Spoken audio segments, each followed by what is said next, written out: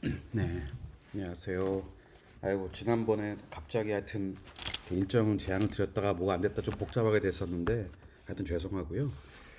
아이고 하여튼 연구소 뭐 일도 많았고 하여튼 사건 사고가 많았습니다. 하여튼 근데 수습하고 뭐 그냥 또 개인적으로 뭐 5월 되니까 뭐 올해는 또 갑자기 뭐가 많이 생겨가지고 뭐 쫓기고 막 준비하느라고 좀 정신 없었는데 하여튼 잘 넘겼고 드디어 오늘 5월 마지막 날이네요.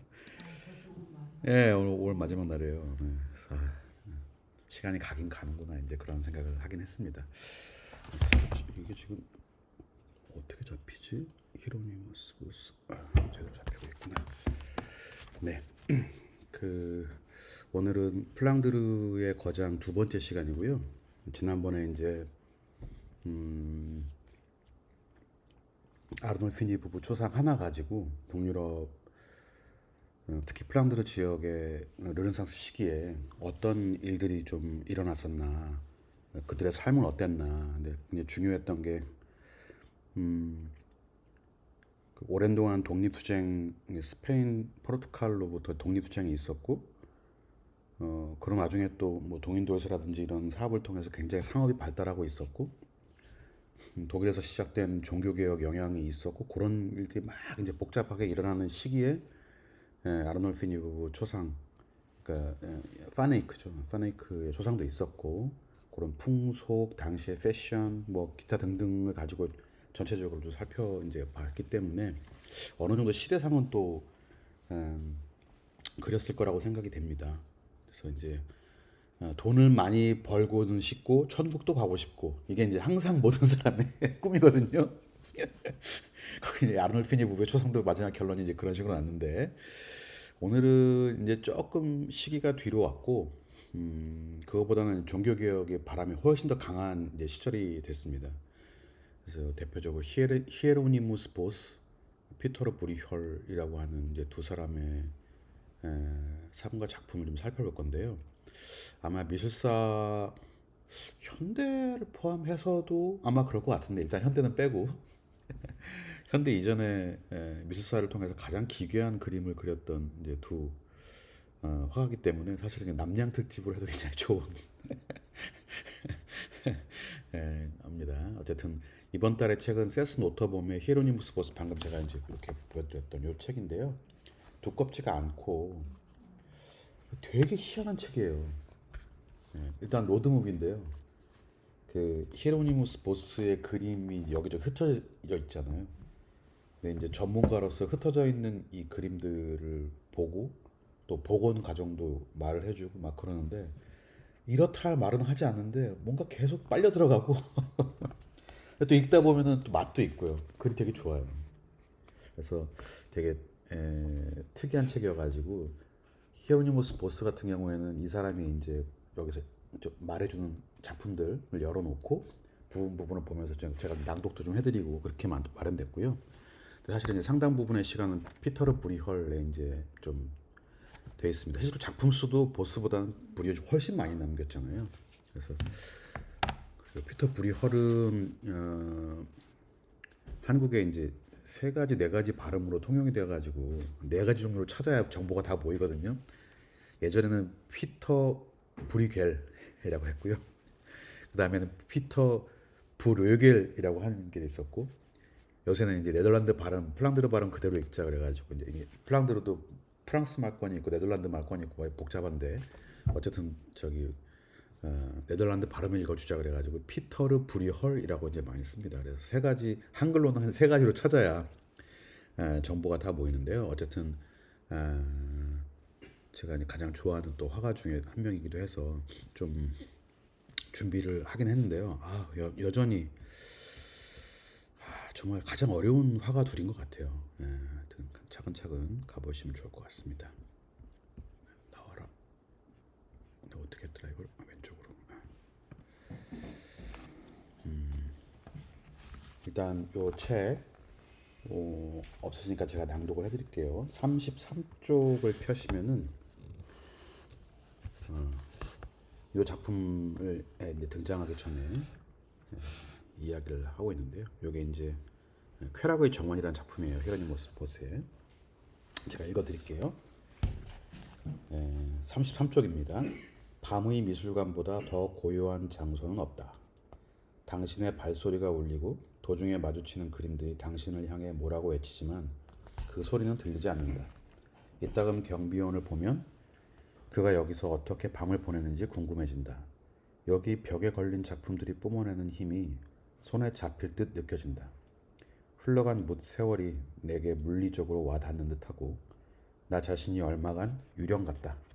그리고 내 시선은 다시 왼쪽 패널에 붙들리는데 중간 패널의 나체들이 버리는 난장 곁에서 평온한 오아시스 같다.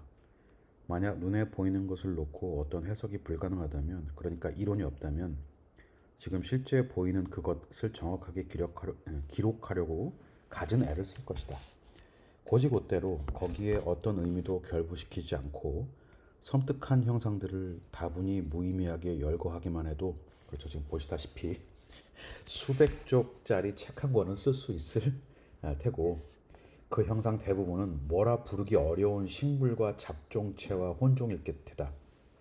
이름을 붙일 수 없다. 그도 그럴 것이 오른쪽 귀에서 무언가를 향해 손을 뻗는 듯 보이는 조그만 검은 형상과 앞으로 움직이는 듯한 귀 두 개 사이에 있는 칼을 도대체 뭐라 부를 것인가. 몇몇 물체들은 어쩌고저쩌고 하면서 이 복잡한 이제 형상들에 대해서 쭉 이야기를 하고요. 조금 이제 구체적으로 들어가면은 요 왼쪽 패널, 이게 가운데고, 이게 왼쪽 패널이네요. 왼쪽 패널에 있는 아담과 이브의 창조 부분을 이렇게 기술해 놓은 게 있습니다. 이 모든 놀라운 장면에 흔들림 없이 오직 한 가지에만 눈길을 꽂은 아담을 바라본다. 그죠? 아담이 있네, 왼쪽에. 그 대상은 한 사람, 바로 역사상 최초의 여인으로 아담의 희디 흰 몸에 상처 하나 남기지 않고 그의 갈비뼈 한 대에서 막 창조된 참이다. 아담은 아담은 땅바닥에 다리를 쭉 뻗고 앉아 있다. 우리의 시조, 그는 오른손으로 땅바닥을 짚어 놀라 살짝 뒤로 기울어진 몸을 받친다. 발은 서로 포개어 나중에 십자가에 매달림으로써 아담과 이브가 함께 저지를 죄에서 인류를 구원해줄 그리스도의 모습을 한 창조자의 오른발 위에 얹었다. 그런데 이브는 그냥은 벌거벗었고 순결하다. 두 눈은 감겼고 완연한 금발은 벗은 몸을 따라 흐드러지도록 길게 늘어진다. 그녀는 우리 눈에 보인다. 그런데 옆의 남자 둘 중 누구도 보고 있지 않기에 동시에 부재한다. 그리스도는 이브의 오른팔에 왼손을 얹었고 이브는 무언가를 받으려는 듯 팔을 돌려 오른손을 벌렸으며, 그래서 마치 그녀는 그리스도와 결혼하려는 당사자처럼 보인다. 이게 아르놀피니 부부의 그 도상이잖아요, 그죠? 초상의 도상. 그렇게 이 세 사람은, 그중 한 명은 신인데, 서로 손과 발이 연결되어 어떤 호젓한 친밀감 속에 있다. 그 다음 시선 넘어갑니다. 가운데 패널 윗부분인데요. 어마어마하죠. 이 고요와 의무의 섬 바깥에는 중간 패널에서 기마 행렬이 무아지경으로 법석이고 나체의 기수들이 상상 속의 동물을 타고서 검은 여인들, 흰 여인들이 일찌감치 벌거벗고 있는 목욕장을 빙글빙글 돌며, 또 다른 물가의 풀밭에는 일군의 나체가 마치 거대한 딸기를 숭배하듯 둘러싸고 땅바닥에 앉아있다. 거품 안에, 투명한 막 안에 있는 사람들, 달걀 껍데기 안의 사람들, 연인 한 쌍이 누워 서로에게 향한 발이 밖으로 삐져나온 조개를 몸을 수그린 채 지고 가는 남자, 투구의 면갑을 닫고 있는 어인과 인어, 물고기 사람과 인어, 눈은 세부의 세부 속에서 길을 잃어 가운데의 푸른색 금속 공, 그죠? 저 위에 있네요, 금속 공. 예, 의미를 부여하고 싶어하며 공에서 건축적 환상이 날뛰며 나와 공중을 향해 치솟고 공중에는 물고기가 새인 양 행세를 한다. 그러자 얘의 그 눈은 이제 왼쪽 패널의 고요함뿐만 아니라 중간 패널의 학문 환상과 열매 맺는 사람들을 또한 잊어먹었고, 오른쪽 패널 위쪽 지옥 환영에 담긴 재앙과 폭력으로 이어진다. 여기 오른쪽 폭력 그 패널 위쪽이고 화염과 재앙과 이제 그죠? 계속 읽겠습니다. 눈은 치명적인 탐식과 고문의 이미지가 어둠 속에 전진하는 군대와 불길 아래 계속되는 모습을 보며 몸통이 달걀 껍데기 같고 밑에 보이시죠? 오른쪽 다리에 붕대를 감은 오른쪽 다리 붕대 이제 감았죠. 붕대를 감은 목인 나무 사람의 정처 없는 눈빛을 알아본다. 목인의 나무 다리에 삐져나온 옆 가지는 뻥 뚫린 공간을 찌르는데 그렇죠? 그렇죠? 예. 그 안에는 남자 셋이 붉은 식탁에 앉아 있고 보이시죠? 흰 모자를 쓴 여자가 항아리를 채우려 하고 있으며 앞에 술독, 항아리가 아니라 술독이죠. 그 와인통, 배럴. 고깔 달린 수도복을 입은 거무스름한 남자가 항문에 화살을 꽂고 그들과 한패가 되려고 또 죽이려고 누가 알겠는가. 휘청대는 사다리를 오른다. 밑에 오르고 있죠. 화살 꽂힌 남자가. 여기서는 모든 것이 공포와 폭력의 색채를 띈다. 여기에 어떤 설명을 내놓아도 재앙과 결부되어 있기만 하다면 내게는 유효해 보인다. 천지창조의 경건한 순간 이후로 세상의 왼쪽에서 오른쪽으로 흘러가는 거죠. 세상의 혼돈을 통해 경종을 울리며 이리저리 부상하는 재앙이다. 이런 날에 얘기가 있고요.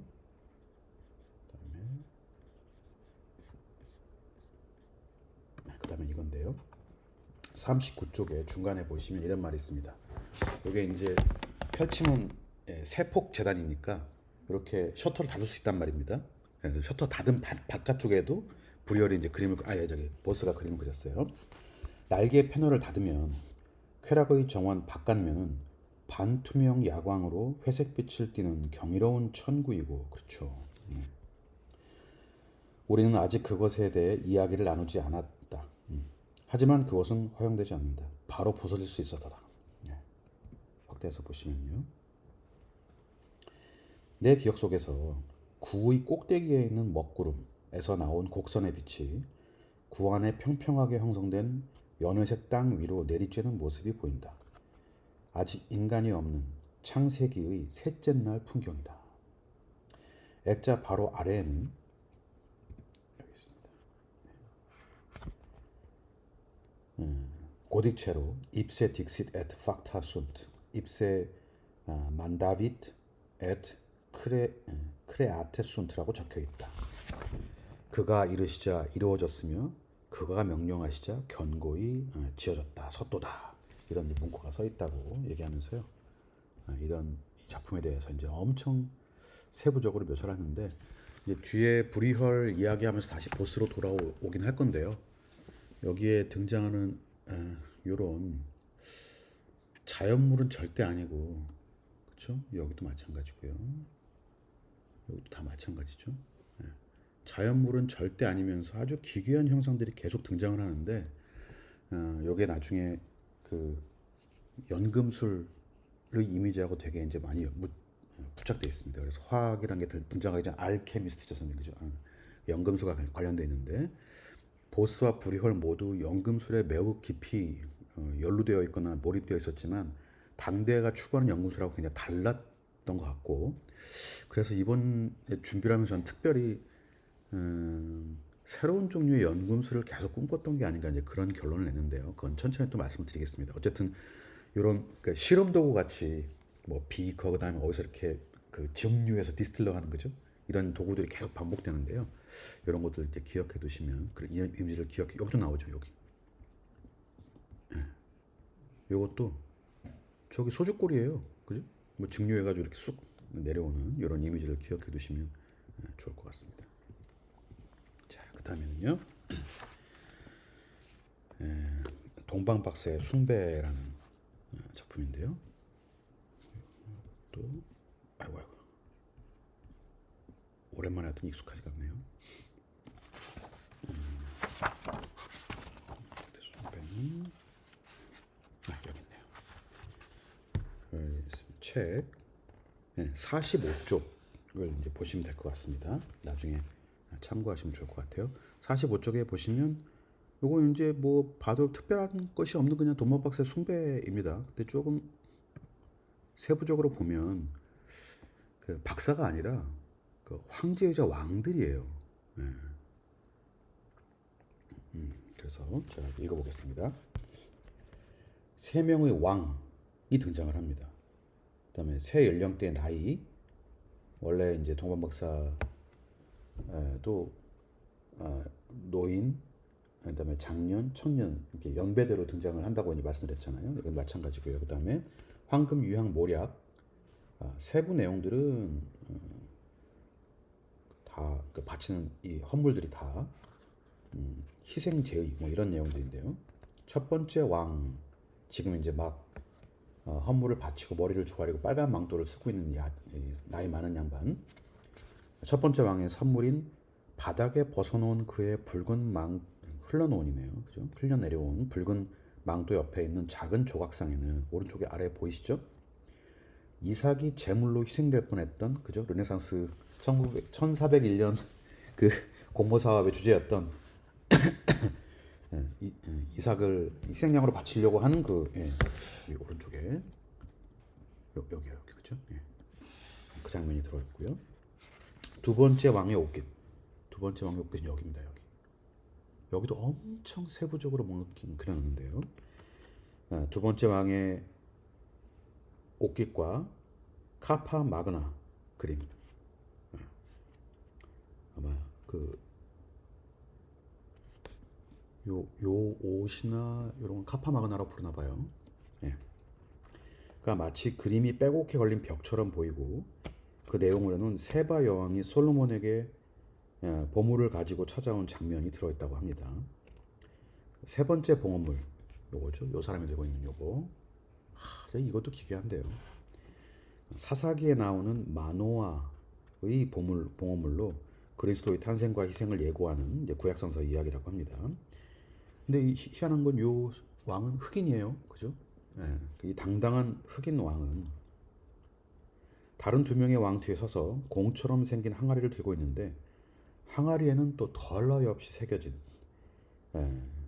그 세밀하게 한 그림이 그려 있고, 그다음에 요 엄지손가락 낀 그 반지 보이시죠? 예, 그 굵직한 손가락에 낀 금반지를 낀 세 번째 왕의 검은 엄지, 그런 걸 막 굉장히 세부적으로 얘기하면서요.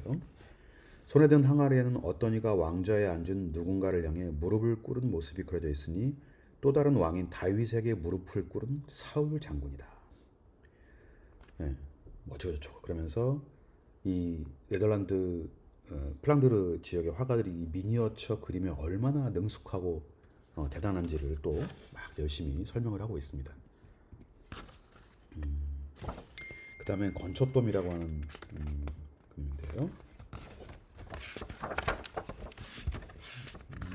조금 떠가지고 봅시다. 어디 있냐면요. 건초돔에는 여기네요. 62쪽인데요. 저 가운데 큰 게 건초돔이고, 건초수레네요. 건초로 옮기는 수레인데, 자, 이 그림에 대한 설명입니다. 왼쪽은 이제 천지창조 순간의 이제 이야기겠죠. 자, 건초술의 그림은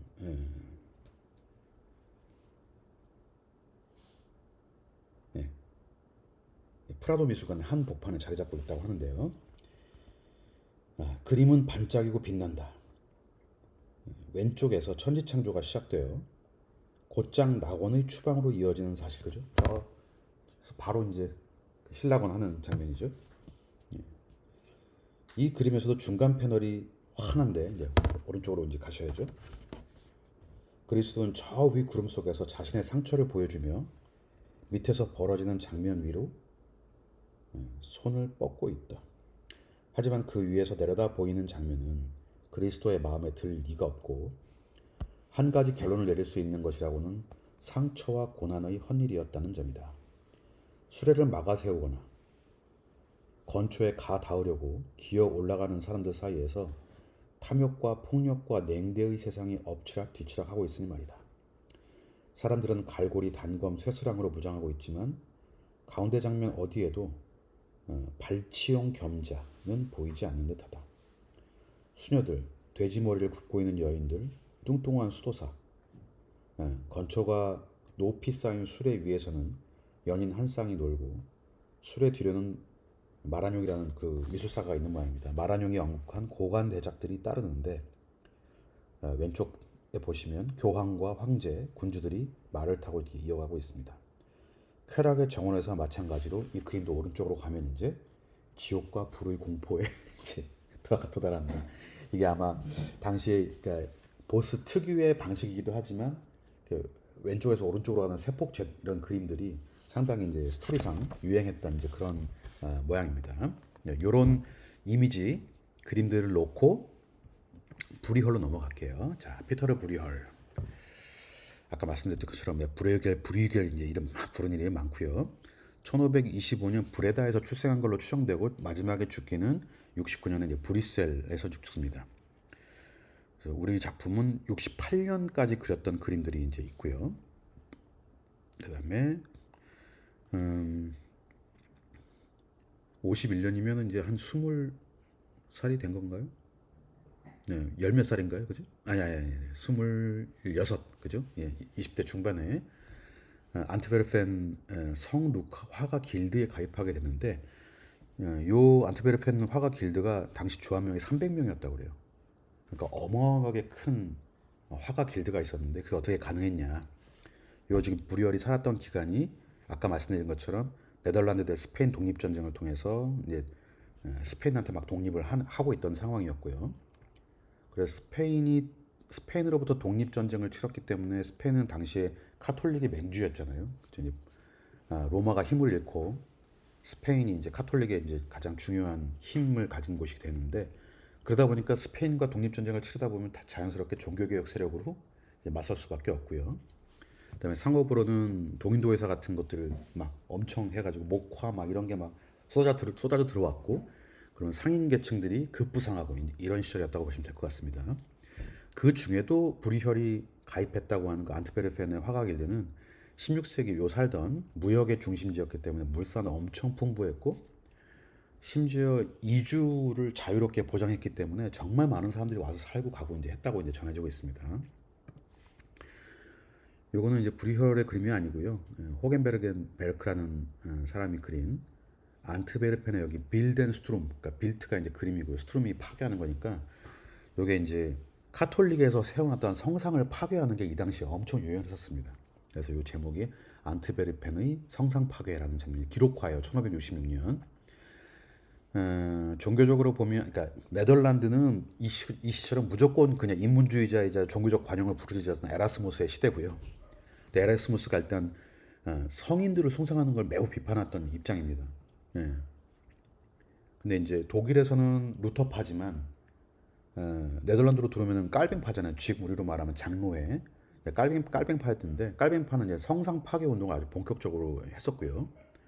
근데 성상 파괴가 왜 미술사에 중요하냐면 가톨릭의 그 종교 미술의 양식을 다 파괴하고 새로운 시민들의 부르주아 양식을 새로 만들게 한 결정적인 계기가 됐던 거예요. 그래서 자기만의 스타일을 이제 만들어야 되는데 그 역할을 했던 게 보스하고 브리얼이었습니다. 네. 그래서 보스와 브리얼의 그 그림 스타일은 이전의 가톨릭 그림하고 완전히 다른 이제 그림들이고요. 요게 이제 사다리 타고 올라가서 막 성상 뜯어내고 그림 뜯어내고 뭐 스탠드글라스 다 깨고 이제 이런 그림을 확인할 수 있으시고요. 브리얼에 대해서는 이제 뭐 다들 농민하고 민중하고 뭐 보통 사람들을 많이 그렸기 때문에 농민화가 민중화가 이렇게 이제 로만 평가하는 사람이 있는데요. 그렇지는 않고요. 그건 일부고 사실은 굉장히 지적이고 복잡한 생각을 했던 사람이고 별명이 제2의 보스였습니다. 그래서 이 두 사람 묶어서 이해하는 게 매우 중요합니다. 실제로 보스의 그림을 그대로 베낀 그림도 굉장히 많고요. 자, 브리얼의 그림이야말로 진짜 역설이랄까 반어의 막그 일단 사람 자기 모델들은 다 플란드르 사람인데 뒷배경 경관은 다 이탈리아입니다. 그런 게 굉장히 많고요. 이탈리아 중에서도 특히 알프스 자연인 등장하면 알프스의 준엄한 모습들이 굉장히 많이 등장합니다. 그래서 그 아까 그 안트베르펜 그 예술인 조합에 있을 때 그 조합장의 이제 요청해가지고 나폴리, 로마 이런 데를 이제 같이 여행을 했었던. 그래서 거기서 엄청 큰 영향을 받고 자기 그림에 영향을 받았던 이제 흔적들이 많이 남아 있고요. 특히 당시는 이제 당시 로마는 미켈란젤로의 시대였습니다. 미켈란젤로가 시스테나 성당을 이미 완성했고 그 앞에 그 깜피돌리노 언덕 같은 걸 건축으로 다 기획을 해서 로마 자체가 사실 미켈란젤로의 도시가 거의 완성된 상태에서 브리허리 그림을 아니 저기 로마형을 했기 때문에 미켈란젤로의 영향도 굉장히 컸다고 이제 전해지고 있습니다. 그다음에 오며 가며 당연히 알프스를 통과할 수밖에 없었기 때문에 알프스 여행이 그 사람한테 엄청 큰 충격을 줬고 그 숭고한 자연에 대한 어떤 생각이 그때 자리 잡았다고 전해지고 있습니다. 요거 우리 미켈란젤로 배웠던 그 어, 사울의 개종이라는 장면이죠. 위에서 신이 쫙 이렇게 해서 아래 사울이 말에서 떨어져가지고 눈이 안 보여가지고 주여 누구십니까 막 이랬다는 똑같은 주제인데요. 브리혈의 사울의 개종입니다. 사울이 어딨나요? 근데 잘 안 보여요. 저는 제일 오른쪽에 황금색 어, 눈에 띄는 이 사람이 사울이 아직 눈이 멀기 전에 사울이 이제 이동하는 신이었나 보다 했는데 확대해서 보니까 저 구석이 조그맣게 이제 이게 북유럽 회화의 특징입니다. 이제 뒤에 가면 갈수록 더 해지는데요. 알렉산더 대왕이 출정하는 그림을 그려도 수많은 군대 알렉산더가 정말 똑같은 사이즈를 그려놓고 막 이럽니다. 근데 중요한 건 사울의 개종이면 배경이 이스라엘이 되는데 뒤 배경 알프스예요. 엄청 준엄한 알프스입니다. 이런 게 계속 반복되거든요. 네, 요게 이제 브리얼 그림이 갖고 있는 굉장히 역설적인 이런 상황인데 이 칼라 좀 보세요. 미켈란젤로도 해내지 못했던 그러니까 왜그 얀바네이크가 유화를 처음 만들었던 사람이라고 했잖아요. 그래서 책을 참 잘 썼잖아요. 그 전통이 또 이제 이 사람들한테 이제 내려와 있다고 보시면 좋을 것 같습니다. 자, 브리얼의 이집트로의 도피라는 주제의 그림이에요. 이거 종교화입니다. 그리고 이집트로의 도피라는 것은 기독교인 있는 사람 다 알아요. 그 헤롯 왕이 그 이스라엘의 애를 다 죽이니까 그 예수가 아기 예수를 데리고 요셉인가요? 그 데리고 이제 이집트로 도망가는 신이잖아요. 하나도 드라마틱하지도 않고 예. 근데 배경이 이스라엘도 이집트도 아니에요. 역시 알프스의 준엄한 산이 나오고 막 이런 상황입니다.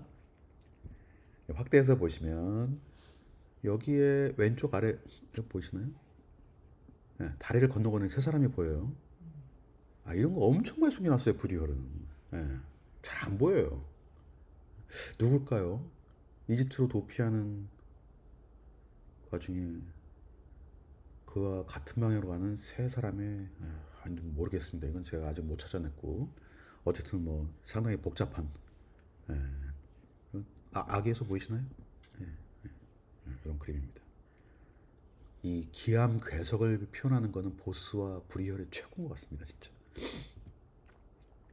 그래서 보시 오른쪽에 나무 한 그루에 새 한 마리 이렇게 앉아 있고요. 저기 멀리 보시면 참 기암 괴석인지 성인지 꼭 류팽이 살았다는 기암성 같은 그죠? 뭐 선생님 또 보이시나요?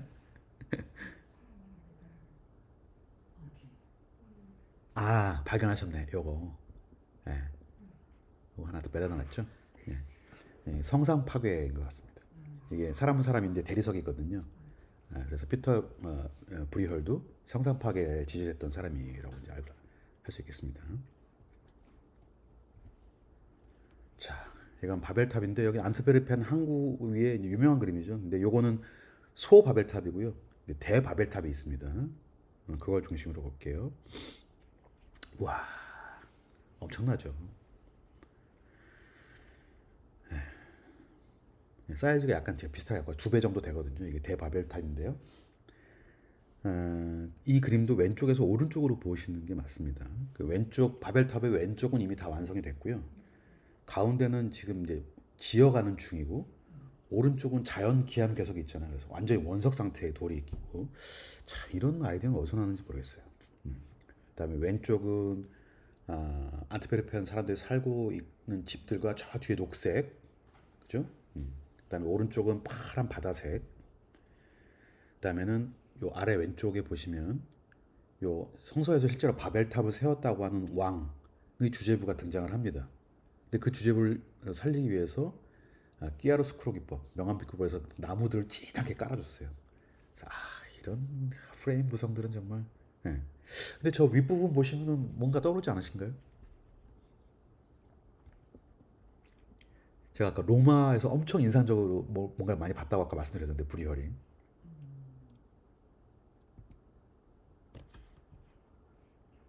아우 저 세부 보이세요? 사람들 일하고 있는 거 저. 아, 예, 콜로세움이에요. 콜로세움 보고 그 구조를 보고 와가지고 그러니까 이제 콜로세움을 새로 짓고 있는 거죠 이 사람은 자기 도시에. 근데 타평으로. 예, 100%예요 이거는. 이 로마의 이 로마네스크 양식. 그래서 이렇게 비교해서 보시면 아 내부를 꼼꼼히 보고 와서 그대로 그렸구나라는 걸 알 수 있고요. 그다음에 아이고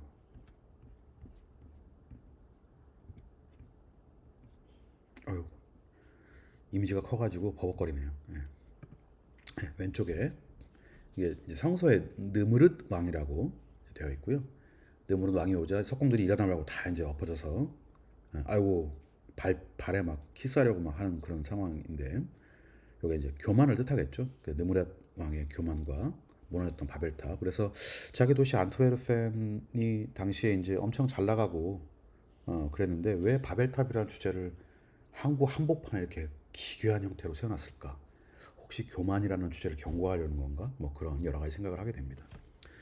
그다음에 이제 아직 레오나르도 다빈치가 등장하기 전인데 이런 기계 장치에 굉장히 밝았던 것 같아요. 그죠? 오른쪽에 보시면 기중기 종류별로 다 되어 있고요. 그래서 기술적으로도 상당히 능수능란했던 모습 보이고 아래는 항구 입구와 이 세미라들을 사실은 이제 크긴 크지만 그렇게 큰 그림도 아니잖아요. 그죠? 뭐 한 150 정도 되는 그림인데 어마어마한. 예. 자, 그다음에 이제 농민 민중화가라기보다는 하여튼 다른 그림도 많이 그렸다. 그다음에 제2의 보스라는 평가가 왜 나오는가 그런 거 이제 보여드릴게요. 자, 이거는 큰 물고기가 작은 물고기를 먹는다라는 주제의 그림이고요. 이거는 당시에 이제 플랑드르의 유명한 속담들입니다. 근데 그 배를 또 갈라서 인간들은 또 빼먹고 있네요, 그죠? 요거는 이제 화풍, 예, 그림 그리는 기법으로 보자면 크로스 해칭 기법이라고 그래가지고 선을 교차해서 새까맣게 칠하는 게 아니라 명암을 만드는 기법인데 이 기법은 왜 애칭이라고 하는 선판화 있잖아요. 골로 가기 전에 스케치로 굉장히 잘 쓰이던 기법입니다. 그래서 이 그림은 처음 애초에 애칭 판화를 위해서 동판화를 위해서 브리얼이 이제 해칭 크로스 해칭 기법으로 그렸던 그림이고 그래서 굉장히 인기가 좋았다고 그래요. 이 해칭 기법 잘해가지고 동판화로 잘 찍혔다고 하는데요. 오른쪽에 보시면 브리겔이라고 하는 이제 서명이 있습니다. 근데 이제 이게 원하면 애칭으로 찍으면 그림이 이제 뒤집어지겠죠, 그죠? 예, 그래서 요걸 애칭으로 찍은 게 이렇게 반대로 뒤집어져가지고 이렇게 있습니다.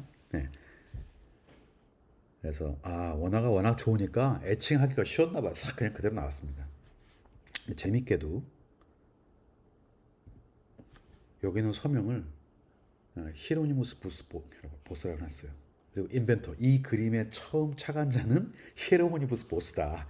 그리고 이제 이게 그 공방 사인이에요.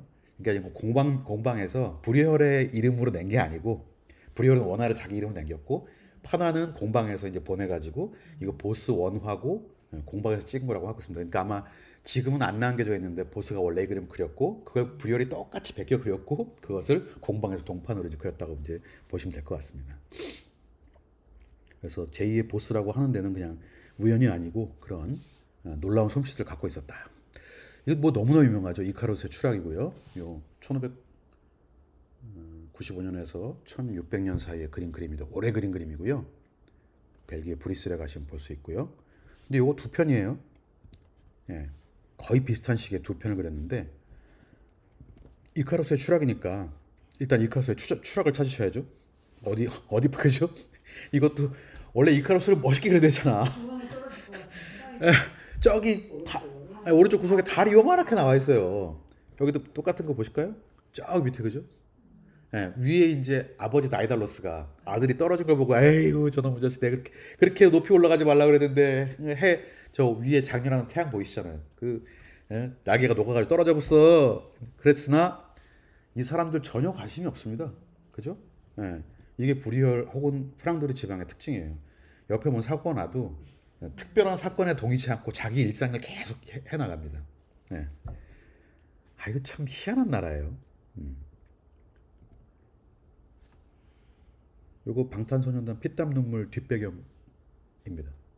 그죠? 요 오른쪽 윗부분 여기에요. 그죠? 그다음에 요거 이카로스처럼 떠 있을 때 요 오른쪽에 붙어 있는 그림 보시나요? 여기 오른쪽에 요거 이카로스의 추락 옆부분이고요. 이 방에 이제 걸려 있는 요 그림, 요 그림이 이카로스의 추락입니다. 진품을 걸었을까? 나 너무 궁금해. BTS인데 BTS 왜 저걸 이 내용이 무슨 천사도 나오고 그다음에 이렇게 막 추락도 하고 막 그런 내용이더라고요. 저도 뭐 사실 제가 BTS 관심이 있겠어요. 그냥 써먹으니까 또 알려드려야 돼서. 자 어떤 내용이냐? 앞에 이제 뭐 다이달러스 아버지 다이달러스가 뭐 만들어서 뭐 가르쳐주고 하는 내용 다 아실 거고 그럼 실제로 떨어질 때 이제 세부적인 묘사는 이게 오비디스의 변신 이야기입니다. 이 설화는 아카리움이라는 바다 아니 죄송 이카리움이라는 바다 이카리아라는 섬이 어떻게 만들어졌나 그거를 밝히기 위한 신화인 거죠.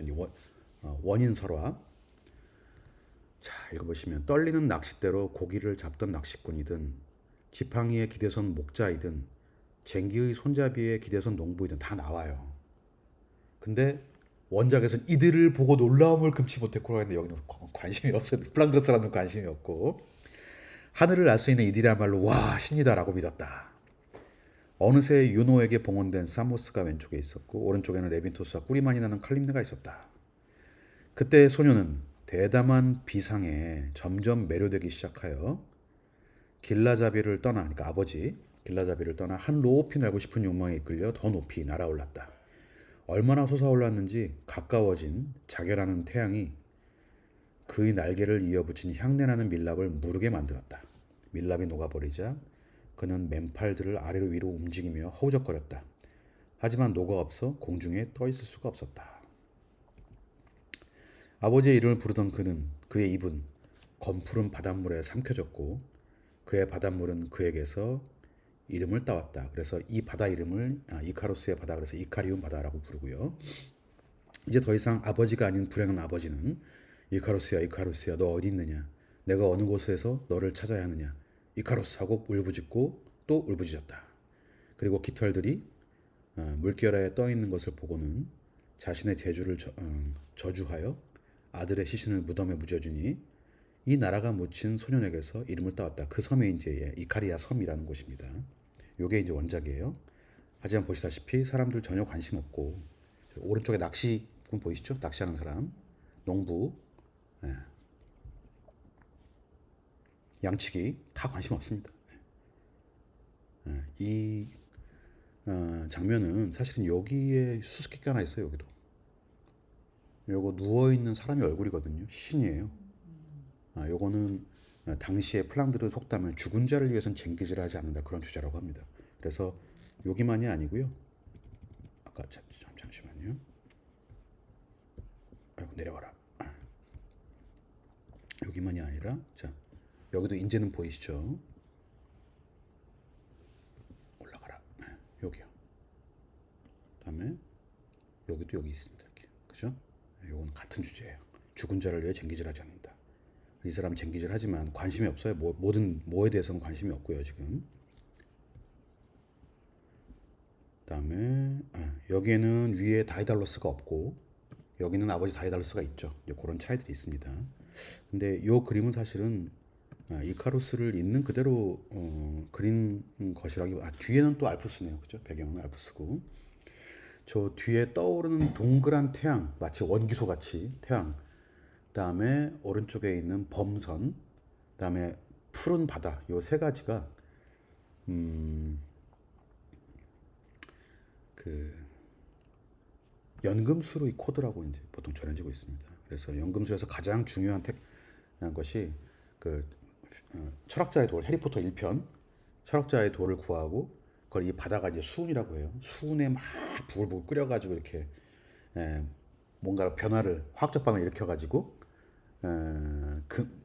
금속에서 이제 금을 만들어내는 건데 저 범선이 그 부글부글 끓이는 그걸 화로이자 도관이라고 이제 보통 이제 코드를 사용합니다. 요 그림이 페테로 브리겔이 그린 연금술사라고 하는 그림이에요. 판화이죠. 엄청나게 긴 글이 써 있는데 그건 이제 쓸데없는 얘기고. 여기 주제부가 어떻게 되어 있냐면 앞에 이야기가 있고 뒤에 다른 이야기가 패널이 하나 더 있습니다. 그래서 가운데 있는 아마 연금술사의 아내인 것 같은데 돈주머니에 돈이 다 떨어져서 하나도 한 푼도 없습니다. 그래서 마지막 한 푼까지 연금술 실험에 다 써버린 이런 상황을 얘기하는 거고요. 오른쪽에 열심히 연금술 관련된 책을 읽고 있고 왼쪽에는 연금술사가 저 화로 불을 열심히 떼가지고 오른쪽에 아까 그 디스틸러 보이시죠? 그 보스가 많이 썼던 그 형상 그런 게 있고 온통 실험 도구 이거 돈 집안 재산 다 여기다 쓴 거예요. 예.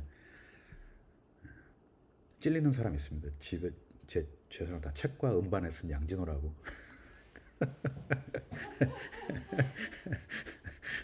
그리고 그 결과 오른쪽에 온 가족이 저희 구제 이제 빈민 구제원으로 들어가는 그림이에요.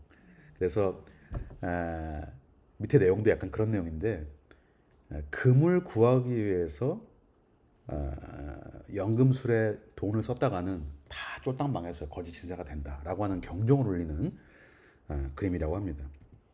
당시에 연금술이 좀 엄청나게 유행을 했죠. 거의 1000년간 그죠 선생님 화학이 등장하기 전에 거의 1000년간 화학이라고 믿고 사람들이 연구하고 실험했던 건데 이게 이제 비슷한 시기 1995년에 쿤라드라고 하는 사람이 영원한 지혜의 원형극장이라고 하는 판화를 하나 남긴 게 있습니다. 채색 판화 같은데요.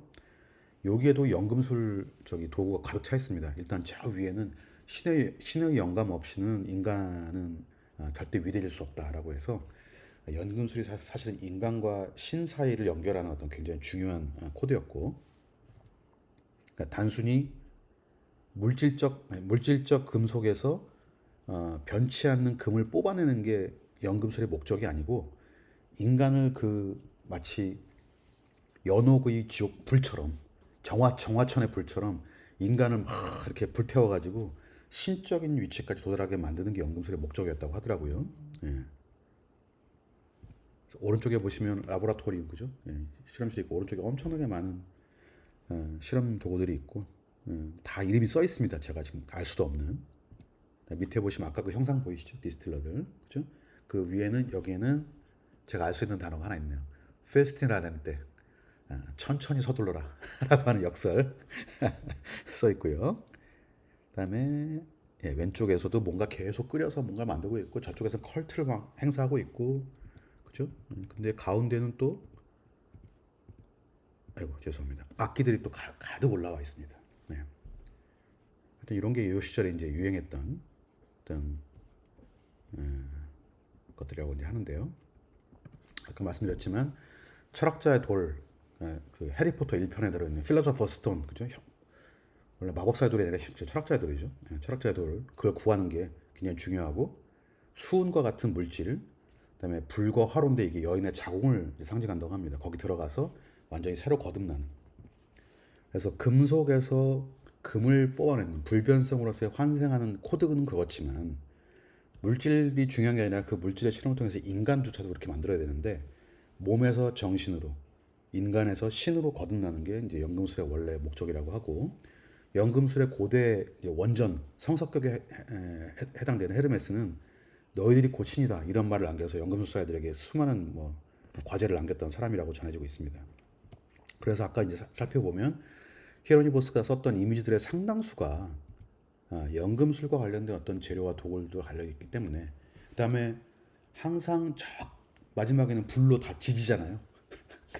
그래서 뭔가 새로운 세상을 계속 예고하는 저 뒤에도 불이 보이시죠? 예. 어떤 물질, 그다음에 실험 도구들, 화로들 계속 반복. 저기도 오른쪽이 결국 화로로 다시. 예. 자, 이건 브리얼의 그림입니다. 반역천사의 추락이라는 그림인데요. 브리셀에 있네요. 역시 아까 그 피땀 눈물에서 또 등장하는 브리얼의 그림입니다. 역시 여기서도 엄청나게 많은 그 연금술 도구 코드들, 위에 막 내리쬐는 빛, 밑에 막 엄청나게 많은 도구들, 거기 알 수 없는 엄청나게 많은 존재들, 물질들, 끔찍해야 하는데 보면은 되게 오른쪽에 귀여운 거 보이시죠? 하여튼 이상해 브리얼은. 예. 여기서 사실은 피가 혈흔이 낭자해야 되는데 그렇기는커녕 어떻게 보면 또 되게 귀여워요 괴물들이. 이게 굉장히 역설적인 그림들이 많습니다. 피터 브리얼은. 아마 실제로 보면 입이 쩍쩍 벌어질 것 같은데요. 요거는 악력 그리트라고 하는 그림인데요. 이제 연금술이 보이시죠? 저 뒤에 불타는 거 있고 여기에 수많은 무슨 도구들이 있고 여기 물질들을 들고 있고 아궁이, 뭐 투명한 무슨 이게 철학자의 돌인가 봐요. 전체가 다 불이 타. 요게 이제 악마예요, 악마. 왜 이 악력 그리트가 네덜란드에서 그리트라고 부르는 게 우리 갖고 왔네요. 그 마르게레타, 성녀 마르게레타. 악마가 집어삼켰는데 십자가로 죽이고 올라왔다는 그 요거 오른쪽에 거잖아요. 그 양반의 이렇게 그림. 그 코드거든요. 그래서 악마의 입으로 칼을 들고 들어가는 마르가레타가 여기 있는 거고. 근데 알 수 없는 것도 굉장히 많죠. 박스에 보시면 마르가레타가 오른손에 칼을 들었지만 왼손에 있는 거 엄청나게 많은 물질들을 들고 지금 들어가고 있고요. 그죠? 오른쪽에 역시 화염이 막 불타고 있고 밑에는 투명한 무슨 물질인지 영적인 뭔 연기인지 모를 것들이 여기 아주 큰 거 갖고 왔네요. 그 좋은 그림 구하느라고 힘들었네요. 하여튼 뭔가 코드로 가득 찼어요.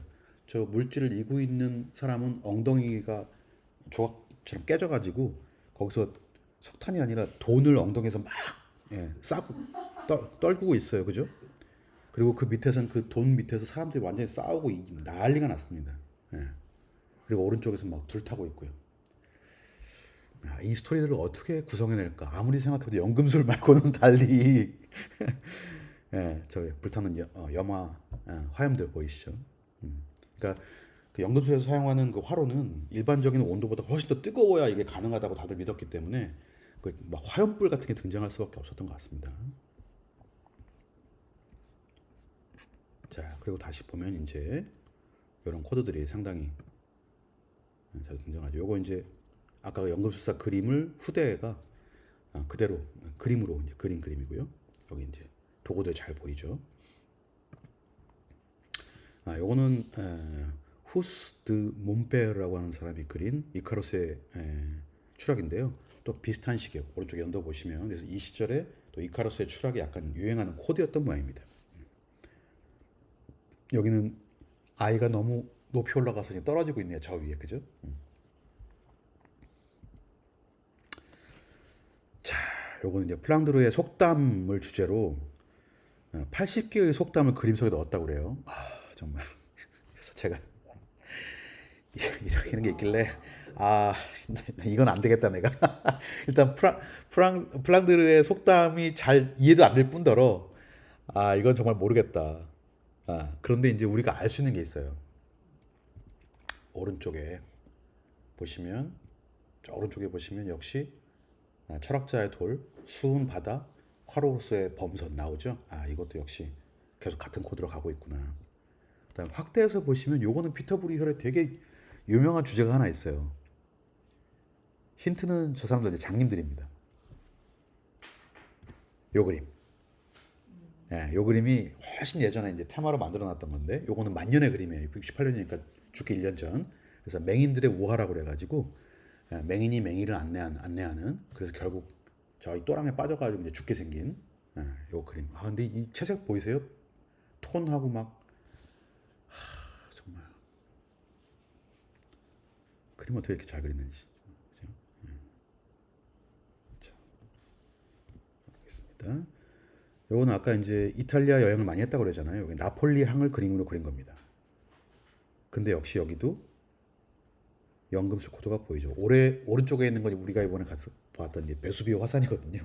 불타고 있는 베수비오 화산이 화로가 되는 거고 불들이 되는 거고 범선들이 굉장히 많고요. 가운데 나폴리는 왼쪽에는 나폴리가 습격받아서 망가진 구항, 오른쪽에 이제 새로 만들어지는 나폴리 신항이라고 그러는데 그 모양 자체가 굉장히 연구술적인 어떤 코드가 있는 게 아닌가 그런 생각을 많이 하게 됩니다.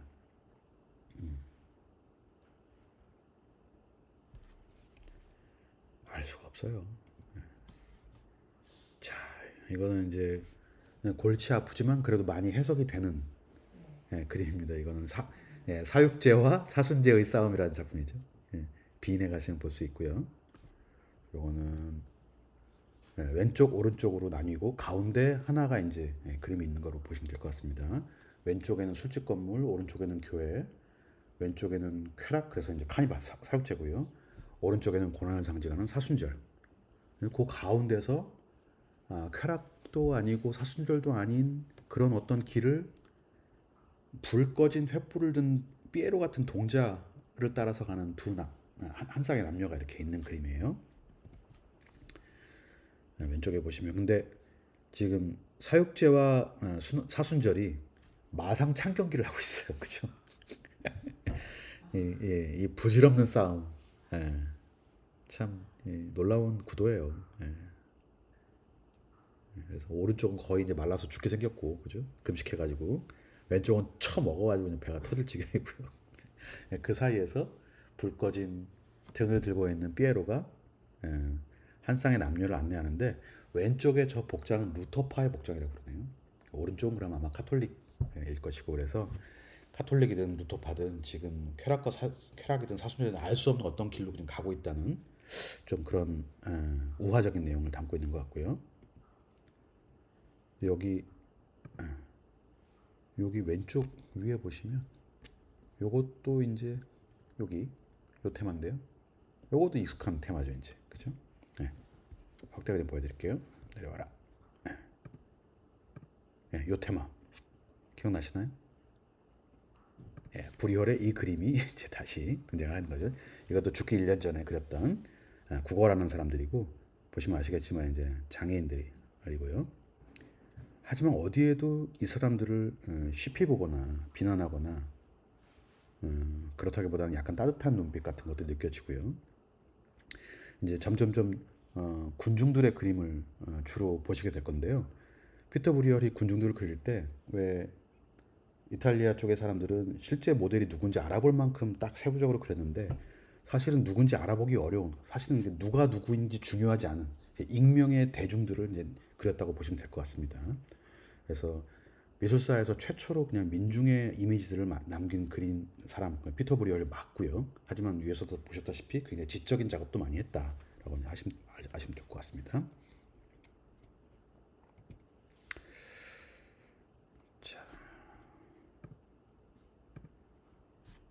제가 굉장히 좋아하는 그림인데요. 결혼식 춤, 웨딩 댄스라는 제목이고요. 원근법을 어떻게 표현하는지 아시겠죠? 사람들의 크고 작은 사이즈로. 근데 이 율동감이 너무 좋지 않아요? 어떻게 그 이탈리아 애들처럼 원근법 자랑치지도 않고 그다음에 특별히 막 영감을 불어넣는 장면도 아니고 매우 사실적인 장면들인데도 엄청 리듬감이 좋고요. 그다음에 이제 오른쪽 구석에 있는 백파이프가 항상 등장해요. 저 사람의 음악 소리가 쫙 이렇게 퍼지는 것 같은 그 율동감이 엄청납니다. 저기 벌써 저기 적붙었네요. 오른쪽에 두 사람 뽀뽀하고 난리 났네 지금. 피로에 춤추다가 지금 취해가지고 누구는 옷을 풀어 헤치고 이 왼쪽에 있는 사람들이 이 율동 좀 보세요. 이 스텝 다 보이시죠, 막 그죠? 금방 따라출 수 있을 것 같은. 참 너무 이게 다 농민들인데 농민들에 대한 따뜻한 눈길이 느껴지고 실제로 그 우리가 그 다큐멘터리 작가들이 어디 이제 오지 같은 데 가면은 그 사람들과 똑같이 입고 생활을 오래 한다고 그러잖아요. 부리혈도 농부복 입고 같이 생활을 되게 오래 했다고 하네요. 그 사람들의 그런 걸 알기 위해서. 자, 역시 농민의 춤인데요. 왼쪽에 백파이프 등장하죠. 그리고 오른쪽에 이제 막 작업에 성공했는지 모르겠지만 손을 잡고 막 뛰어가서 이제 춤을 한번 추려고 하는 사람들이 있고요. 왼쪽에는 이거 건하게 대낮부터 취했습니다. 농민들이 저 가운데는 거의 우리나라 얼수춤을 얼씨구 춤을 추고 있는 사람이 있고요. 그래서 아마 어떤 축제인 것 같고 그날 낮부터 다들 흥건히 취하고 그다음에 요 특징인데 꼭 작은 어린 여자아이나 여성들을 등장시켜요. 그래서 아주 정겨운 느낌을 주고 있고요. 네, 오늘 마지막 그림입니다. 역시 농민의 결혼 잔치인데요. 역시 또 백파이프 연주자들 보이시죠? 이게 소리가 이제 들리셔야 돼요. 백파이프 연주가 들리면 사람들이 그냥 저 문에서 왁자지껄 뭐. 근데 사실은 음식도 비싼 음식이 아니에요. 그냥 습 정도나 이날 먹었으면 우리로 말하면 고깃국에 입밥 정도 되는 그런 거 들고 오고 있고 그거 먹으려고 그냥 와글와글 밖에서 들어오는데 백파이프 소리는 막 들리고 저 오른쪽에 이제 녹색 휘장 걸어놓고 앞에 있는 여성이 이제 신부입니다. 보시면 아시겠지만 전혀 귀족 같지가 않고 그냥 평범한 농부의 딸이고 그 오른쪽에 농부의 어머니와 아버지가 약간 좋은 의자에 앉아 있죠. 근데 신랑 어디 갔을까요?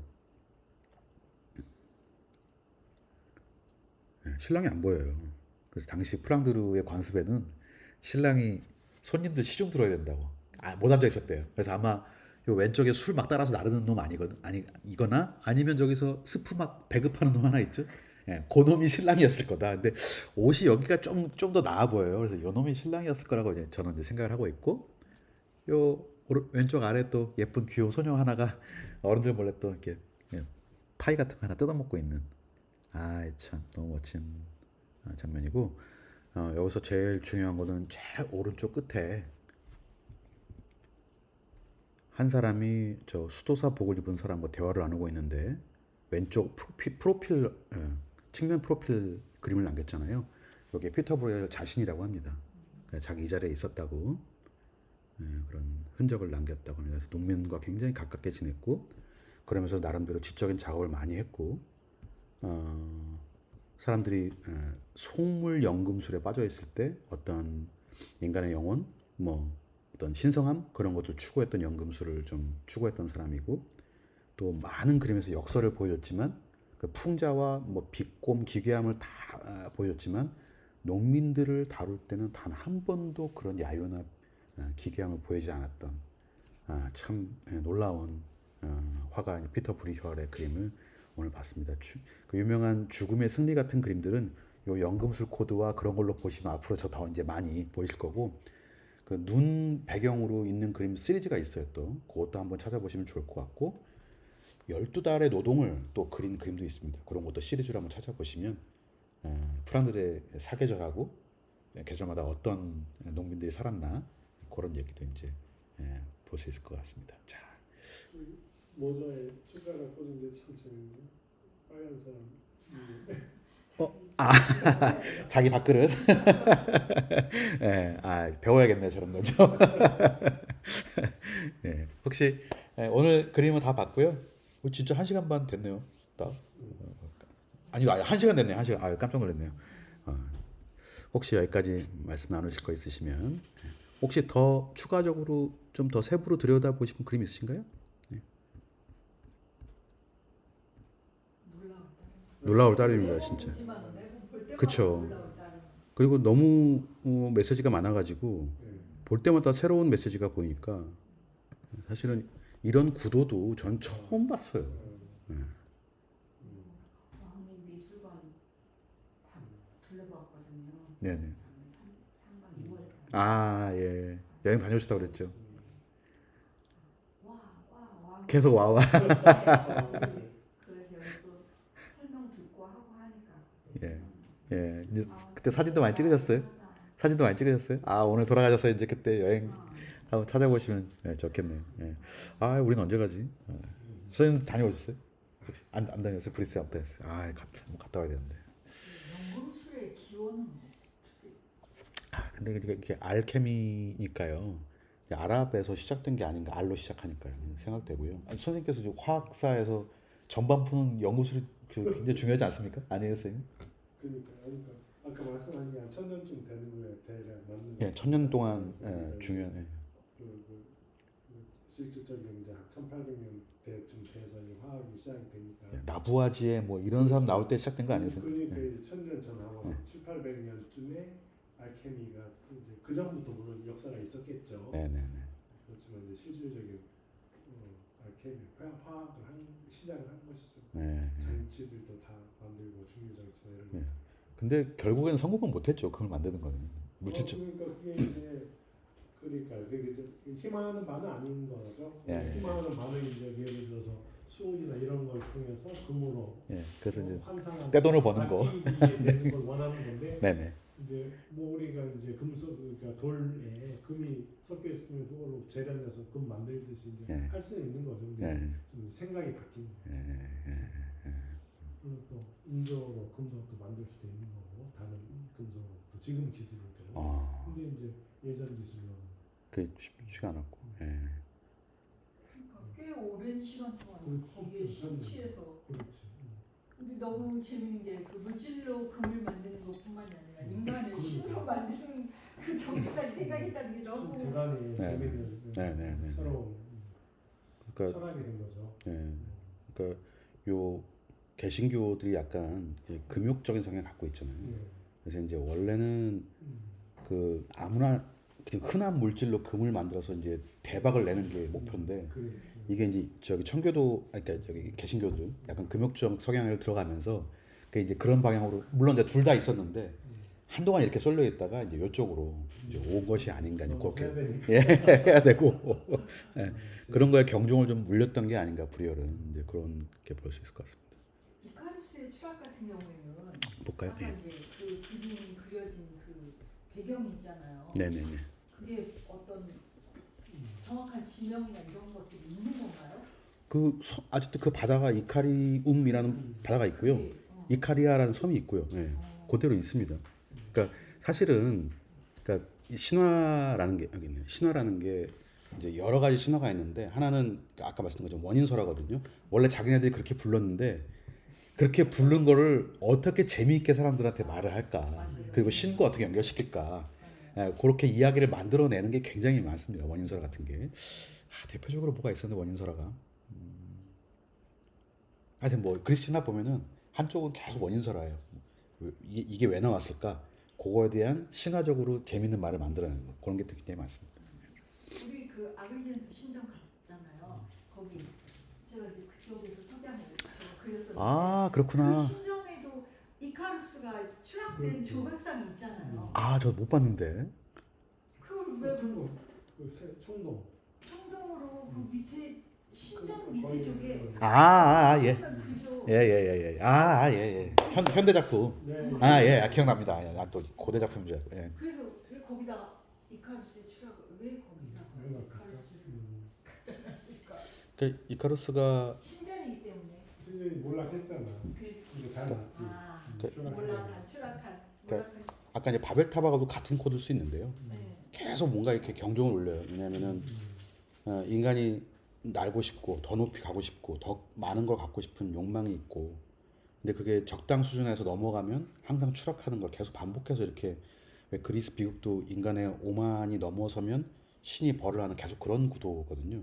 그런 코드인데 이카루스 이제 그런 게 있는 것 같고, 그래서 이카루스를 세웠다는 거는 상승의 욕구와 그다음에 적정선에서의 만족, 이 두 개가 항상 같이 얘기해 주는 거고, 교만하면은 추락한다는 거 같이 얘기해 주는 거기 때문에 어떻게 보면 기독교에서도 활용하기 굉장히 좋은 주제인 것 같고요.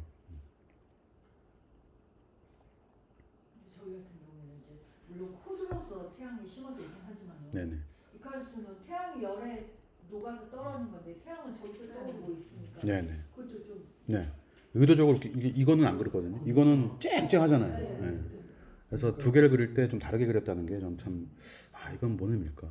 다음 그림은 네. 그러니까 적어도 6시간 동안 물에 빠져 있는 거지. 아 저 상태로 있는 거야? 아, 사람들이 뭐 수면이 내가 낮- 질 때까지. 수면이 낮아가지고 꽂혔나 보다 바닥에. 그러니까 뻘밭이. 12시에 떨어져서 저녁 6시가 될 때까지 위에 있는 거지. 아 정말 가혹하다 정말. 이거 뭐 밭이 참 재밌게 간다. 저기 밭 가는 기계가 예. 신기하게 간다 생각을 했어요. 예. 나는 밭 간다고 생각 안 하고 그냥 길을 건너간다. 예. 쟁기질이잖아요. 정확히 쟁기잖아요. 예. 네, 씨를 이렇게 뿌려놓고 뭐 이렇게 해서 덮어주는 것 같아요. 이렇게 편내서 바로 발전. 근데 밭도 굉장히 미니어처로 이렇게 귀엽게 만들어놔가지고 하여튼 이 희한한 사람이에요. 예. 기계와 귀염 사이를 계속 왔다 갔다 하는. 어떻게 그런 상상력이 나올 수 있어요? 아, 처음 뭐를- 그림 다시 첫 그림이요? 아, 누구 첫 그림이요? 그러니까 헤어는 아 히로니무스 보스. 예. 요거요. 그 달리가 이게 표절이네. 아 사바도 알죠? 아 예. 보스가 거의 뭐 초현실주의 거의 최고봉.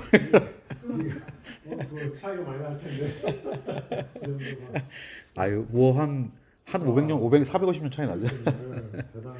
이야. 근데 이 컬러도 진짜 너무 멋지잖아요. 네. 그래서 마티즈도 왜 삶의 즐거움 그림 있잖아요. 네. 그런 거 전부 다 이런 풍이거든요. 그러니까, 야. 그림 잘 그리는 사람 많네요. 허벌나게 많죠. 잘 그리는 그림은 그렇게 쳐주지 않는 그림이 다 잘 그려버려. 아까 그 도시가 브리즈 그 당시에 15세기? 어느 도시? 바벨탑 세웠던? 네, 거기는 안트베르펜이에요. 안트베르펜. 여기 안트베르펜입니다. 설명할 때그 무역의 중심이 예, 그렇죠. 안트베르펜이요. 여기 안트베르펜 항구입니다. 여기가. 자기가 저기 그 화가 조합으로 들어가서 평생 거의 활동했다가 죽을 때만 마지막에 브리즈 가서 죽은 것 같아요. 그러니까 수백 명이 그 화가 조합에 들어가 있고요, 그죠? 대단한. 그러니까 화가 조합만 300명이면 거기에 수반돼서 2차 산업, 3차 산업이 어마어마했을 거고. 그러니까 대단한 거기서 용광로가 되는. 그렇죠. 거기야말로 연금술의 그 그래서 화로. 거기서 유화도 개발이 되는 것 같은. 예.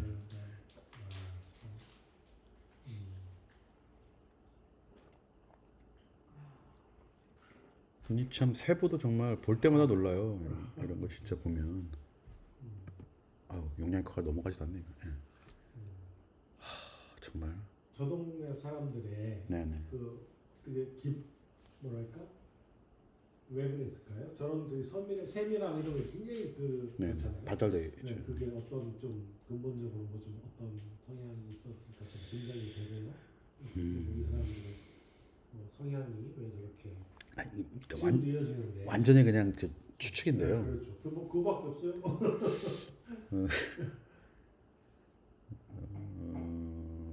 쥐중에 좀 날씨가 좋잖아요. 네. 뭘 앉아서 들여다보고 있을 그렇죠. 그런 나가서 막 이렇게 옷설레미 하고 막 이래야 되는데 그다음에 포도주가 자동으로 생기고.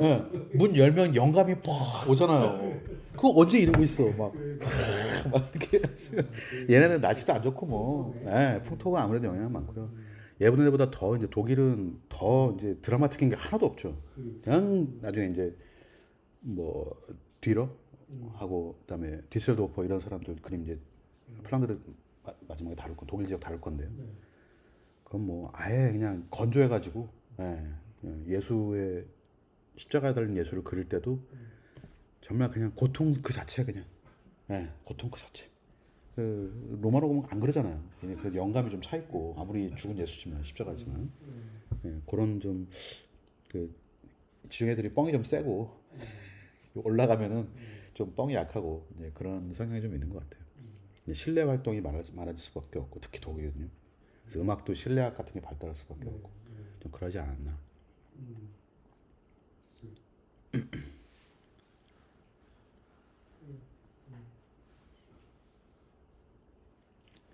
또 혹시 다시 보고 싶은 이미지 있으신가요? 요번에 요건 시간짬이 나니까 잠깐만 기다려보세요. 제가 요 그림을 증강현실로 아, 만들어 놓은 걸 하나 발견했거든요. 어, 잠깐만요. 애니메이션 작가들 여기서 영감 받아서 아, 엄청났겠죠. 예. 다 이거 웹 그냥 카툰이 옛날 카툰이잖아요, 다. 500년. 시간이 되니까. 홍합 날개 이제 펼쳐가지고 날아가는 저 선생님이 인쇄 문자 그러니까, 전에 다른 물고기, 생각 돌려서 홍합 보셨다는 날개, 거예요. 고래. 그러니까 아, 야, 자, 잠깐만요. 그러면 요거를 내리고